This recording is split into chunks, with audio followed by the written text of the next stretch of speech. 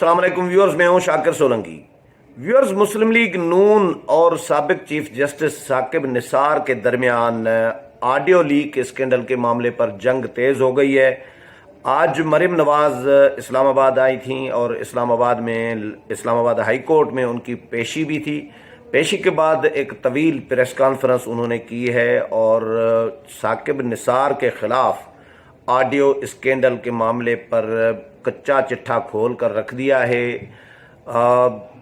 الزامات کی ایک بوچھاڑ جو ہے ثاقب نثار کے خلاف کی ہے۔ بہت سارے سوالات اٹھائے ہیں مریم نواز نے کہ ثاقب نثار ان کے جوابات دیں کہ، اور دوسرا جو گواہیاں ابھی تک آ چکی ہیں نون لیگ کے خلاف، انہوں نے کیا کیا مقدمات کیے ہیں، کس کس طرح کی سازشیں کی گئی ہیں نون لیگ کے خلاف، یہ ساری آج مریم نواز نے سامنے رکھی ہیں۔ اور یہ بھی چیلنج دیا ہے کہ اس کو پہلے تو، کیونکہ اس آڈیو اسکینڈل کے معاملے پر ایک کنفیوژن یہ بھی آ رہی ہے کہ یہ اوریجنل ہے یا فیک ہے یا ایڈٹ کی گئی ہے، مختلف تقاریر کا کہ ٹکڑے اٹھا کر ان کو سیکوینس کے ساتھ جوڑ کر ایک آڈیو جاری کرائی گئی ہے۔ لیکن یہ آڈیو جنہوں نے جاری کی ہے احمد نورانی نے، وہ کلیم کر رہی ہیں کہ امریکن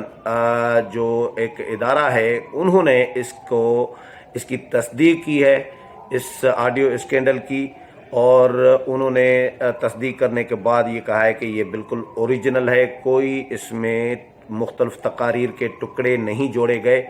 کیونکہ ایک ٹی وی چینل کی طرف سے یہ چیزیں سامنے آ رہی ہیں، اس ٹی وی چینل کو بھی مریم نواز نے چیلنج کیا ہے کہ اس ٹی وی چینل کو بھی میں یہ مشورہ دے رہی ہوں کہ آپ جو کلیم کر رہے ہیں کہ مختلف تقاریر کا کہ مختلف جگہوں سے ٹکڑے اٹھا کر سیکوینس کے ساتھ یہ جوڑے گئے ہیں، تو وہ تقاریر ریلیز کریں۔ قوم دیکھنا چاہ رہی ہے، سننا چاہ رہی ہے کہ وہ تقاریر کون سی ہیں اور وہ کہاں پہ ثاقب نثار صاحب نے کی ہیں، تو وہ تقاریر ریلیز کی جائیں۔ ٹی وی چینل کو بھی چیلنج دیا ہے اور ثاقب نثار کو بھی کہا ہے کہ آپ بھی اس کو جعلی ثابت کریں، عدالتوں میں آئیں۔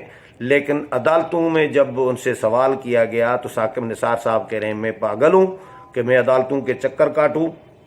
تو مریم نواز نے کہا کہ بھائی، کیا نواز شریف سابق 3 دفعہ سابق وزیر اعظم، وہ کیا پاگل تھے کہ وہ عدالتوں کے آپ ان کو چکر کٹوا رہے تھے؟ تو آپ جب اپنی بات آتی ہے تو آپ عدالتوں کو فیس نہیں کر رہے۔ یہ بہت بڑا چیلنج ہے ثاقب نثار صاحب جو سابق چیف جسٹس آف پاکستان رہے ہیں ان کے لیے، کہ نون لیگ نے جو کلیم کیا ہے، الزامات لگائے ہیں، اس کو اپنی، کیونکہ صرف ان کی ذات کا معاملہ نہیں ہے، یہ عدالت کا، سپریم کورٹ کا معاملہ ہے۔ یہ اب اگر ثاقب نثار صاحب ان دنوں میں ریٹائر ہونے کے بعد اگر کوئی اس طرح کی کوئی بات کریں تو وہ تو ذاتی ان کا بن جاتا ہے، لیکن یہ اس وقت کی بات کہی جا رہی ہے، بتائی جا رہی ہے جس وقت وہ چیف جسٹس آف پاکستان تھے۔ تو سب سے بڑے انصاف کے ادارے سپریم کورٹ آف پاکستان کے وہ چیف جسٹس تھے، اس حیثیت میں وہ کہتے ہیں آڈیو میں کہ جی ادارے چاہتے ہیں کہ نواز شریف کو بھی سزا ہو اور مریم نواز کو بھی سزا ہو، اور ان کو 2018 کے الیکشن سے پہلے ان کو رہائی نہیں ملنی چاہیے کیونکہ ادارے عمران خان کو لانا چاہ رہے ہیں۔ تو ثاقب نثار صاحب جواب میں کہہ رہے ہیں کہ مریم نواز کی بیٹی کی تو سزا نہیں بنتی لیکن وہ دینی پڑ رہی ہے۔ اچھا، تو ثاقب نثار صاحب کو یہ بھی چیلنج کیا گیا ہے۔ رانا شمیم جو چیف جج تھے گلگت بلتستان کے، ان کا بھی انہوں نے حوالہ دیا کہ رانا شمیم وہ خود کہہ رہے ہیں، ایک حلفی بیان حلفی جو ہے وہ انہوں نے جمع کرایا ہے، اور وہ کہتے ہیں کہ ثاقب نثار صاحب چیف جسٹس تھے تو اپنی فیملی کے ساتھ آئے تھے گلگت بلتستان کے وزٹ پہ، تو یہ چیف جج تھے رانا شمیم اور ان کے ہاں ٹھہرے تھے، گیسٹ تھے چیف جسٹس آف پاکستان۔ تو رانا شمیم کہتے ہیں کہ میری موجودگی میں انہوں نے فون کیا ہے، جو بیان حلفی میں انہوں نے دعویٰ کیا ہے، فون کر کے میں نے خود اپنے کانوں سے یہ بات سنی ہے، میں گواہ ہوں اس بات کا۔ تو اس کو بھی رانا شمیم کی بات کو بھی جھوٹا قرار دیں، عدالتوں میں آئیں، فیس کریں۔ اداروں کے حوالے سے بھی ظاہر ہے اشارتاً مریم نواز نے بہت ساری باتیں کی ہیں کہ کس طرح رانا ثناء اللہ کو ہیروئن کا کیس رانا ثناء اللہ کے خلاف جعلی کیس لگایا گیا اور ثابت بھی کچھ نہیں ہوا۔ ایفیڈرین کا کیس حنیف عباسی پر ڈال دیا گیا، وہ بھی ثابت کچھ نہیں ہوا۔ نواز شریف کو میرے خلاف یعنی پورا نون لیگ کی باقی جو قیادت ہے، خواجہ سعد رفیق ہوں یا شاہد خاقان عباسی ہوں، مختلف مقدمات میں ان کو پھنسا کر نون لیگ کو تنگ کرنے کی کوشش کی گئی ہے۔ اداروں پر بھی انہوں نے الزامات لگائے ہیں۔ اب ظاہر ہے نون لیگ اور اداروں کی لڑائی تو چل رہی ہے، میاں نواز شریف کی، مریم نواز کی، لیکن جو اداروں کے مہرے کے طور پر استعمال ہوتے رہے ہیں لوگ، اب وہ آہستہ آہستہ ایکسپوز ہوتے جا رہے ہیں، ہونے لگے ہیں۔ اور اب آنے والے دنوں میں یہ بھی لوگ کہہ رہے ہیں کہ آنے والے دنوں میں بھی مزید ویڈیو اسکینڈلز، آڈیو اسکینڈلز آئیں گے، اور اگلا جو الیکشن ہوگا 2022 یا 23 میں، تو وہ الیکشن انہی آڈیو ویڈیو لیکس کی بنیاد پر جو ہے لڑا جائے گا۔ اور اب نون لیگ اس میں اپنے پتے صحیح وقت پہ شو کر رہی ہوتی ہے۔ اچھا، نون لیگ مریم نواز نے شوکت عزیز صدیقی کا بھی حوالہ دیا کہ شوکت عزیز صدیقی نے جو D G I S I کے حوالے سے کہا ہے کہ جی وہ آئے تھے میرے پاس اور انہوں نے کہا کہ اگر آپ کے پاس نواز شریف کا کیس آئے تو آپ کیا کریں گے، کیا فیصلہ دیں گے؟ تو انہوں نے شوکت عزیز صدیقی نے ان کو جواب دیا کہ جی میں آئین اور قانون کے مطابق جو ہوگا وہ فیصلہ دوں گا۔ تو D G I S I اس وقت کے جو تھے ابھی کے پشاور کے کور کمانڈر جنرل فیض امین صاحب، وہ کہتے ہیں کہ پھر تو ہماری 2 سال کی محنت ضائع ہو جائے گی۔ میاں نواز شریف اس کا کئی دفعہ تقریروں میں ذکر کر چکے ہیں اور جنرل فیض سے یہ پوچھ بھی چکے ہیں کہ آپ بتائیں گے کون سی 2 سال کی آپ کی محنت ضائع ہونی تھی جو آپ مجھے سزا دلوا رہے تھے۔ تو یہ اس طرح کی مریم نواز نے آج ایک دھواں دھار قسم کی ایک پریس کانفرنس کی ہے، کوئی تقریباً کوئی 45 منٹ کی، پونے گھنٹے کی پریس کانفرنس ہے۔ سوالات کے جوابات بھی انہوں نے دیے ہیں اور ایک چیلنج دیا ہے اس ٹی وی چینل کو بھی، ایک T V channel P T I کے رہنما علیم خان نے خریدا ہے۔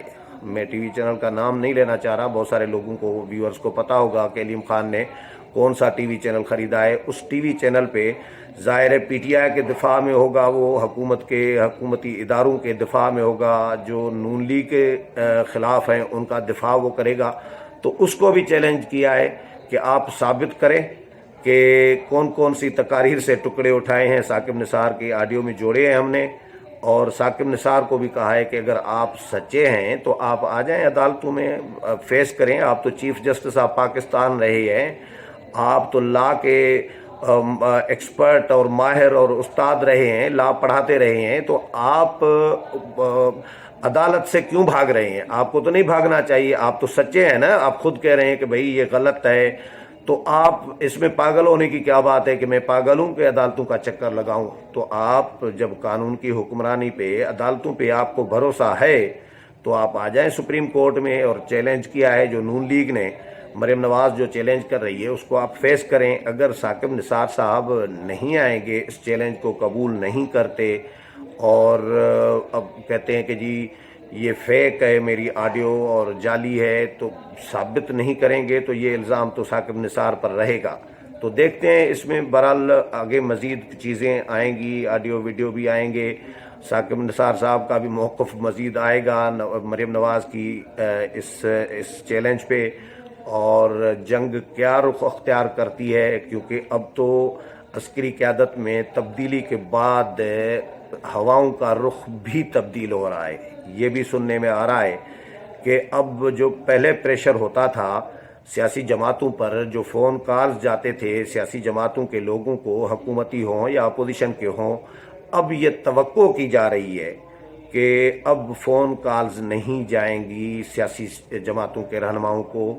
یہ مولانا فضل الرحمان نے بھی، میں نے سنا ہے کہ کسی انٹرویو میں یہ بات کی ہے کہیں، کہ اب امید ہے کہ کوئی کال سیاسی جماعتوں کو یا ہمارے لوگوں کو کال نہیں جائے گی، اور اب تو ظاہر ہے ابھی سیاسی جو عسکری قیادت ہے اس میں ابھی تبدیلی آئی ہے. یہ آنے والے 4-5 دن، 8 دن، 10 دن میں، 20 دن میں صورتحال کلیئر ہوگی، سامنے آ جائے گا کہ اب اداروں کا کیا کردار رہتا ہے سیاست میں. ادارے واقعی غیر جانبدار ہوتے ہیں یا اسی طرح مداخلت جاری رہتی ہے.